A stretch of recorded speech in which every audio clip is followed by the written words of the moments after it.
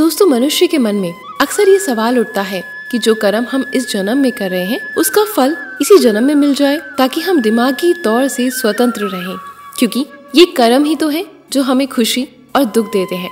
लेकिन क्या कभी आपने सोचा है कि भगवान अगले जन्म का फैसला कैसे करते हैं? चलिए जानते हैं इसका उत्तर।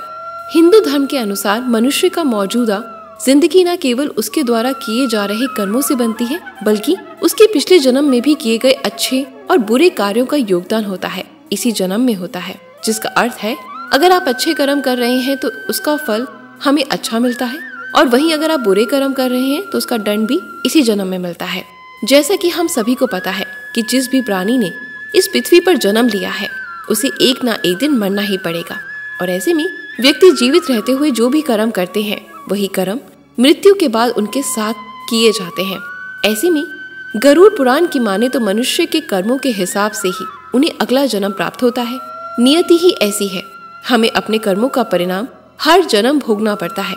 भगवान भी मनुष्य को उनके कर्मों के अनुसार ही उसे अगली योनि में भेजते हैं। आपको अवगत करा दूं कि मनुष्य योनि हिंदू शास्त्रों में उत्तम योनि बताया गया है, क्योंकि ये वही योनि है जब भगवान आत्मा को मोक्ष दिलाने यानी जीवन मरण के जाल से स्वतंत्र कराने का मौका देती है, और ये हम तभी प्राप्त कर सकते हैं जब परमात्मा का जाप करें, जो केवल एक ही व्यक्ति कर सकता है।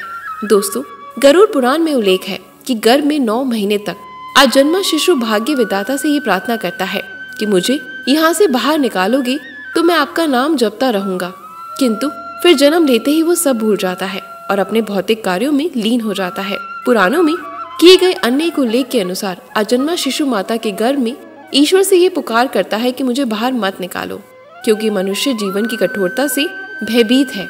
इसलिए वे प्रभु से प्रार्थना करता है कि मुझे अपने पास बुलाएं और ये मनुष्य जीवन ना दें। लेकिन परमात्मा उसे जीवन दान देकर उससे ये प्रण मांगते हैं कि वह इस जीवन में भगवान का नाम जरूर लेगा और सभी मनुष्य योनि को भी यही सीख देगा। किंतु मनुष्य जीवन में कदम रखने के उपरांत वे मनुष्य भोगी बन जाता है। लेकिन उसे किन कारणों से ये जीवन प्राप्त होता है और वे कौन से कार्य हैं जो उसे मनुष्य का जीवन देते हैं? हम सब ये जानते हैं कि महर्षि वेद व्यास जब ऋषियों ने पूछा कि किस कर्म से कौन सा योनि मिलती है, तो उन्होंने कुछ बातों को उनके सामने रखा। उन्हें बताया कि जो व्यक्ति पराई स्त्री से संबंध बनाता है उसे भयानक जानवरों की योनि जीनी पड़ती है, जहाँ उसे कई दंड झेलने पड़ते हैं, और इस सब के बाद उसे एक के बाद एक अलग अलग जन्म मिलते हैं। वे सबसे पहले भेड़िया बनता है, फिर कुत्ता, उसके बाद सियार, गिद्ध, सांप, कौवा।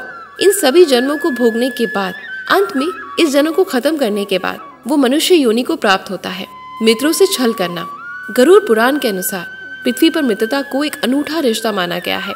मित्रता के लिए कुछ लोग तो अपनी जान तक दे देते हैं, भले ही उनका मित्र बुरा काम ही क्यों ना कर रहा हो। लेकिन आज के समय में कुछ ऐसे मित्र हैं जो अपने हित के लिए अपने ही मित्र को धोखा देते हैं। ऐसे मनुष्य के लिए पुराण में बताया गया है कि जब कोई व्यक्ति अपने सच्चे मित्र के साथ छल करता है तो मरने के बाद उसे पहले तो नरक में जाना पड़ता है, इसके साथ ही उसका अगला जन्म एक गिद्ध योनि में होता है।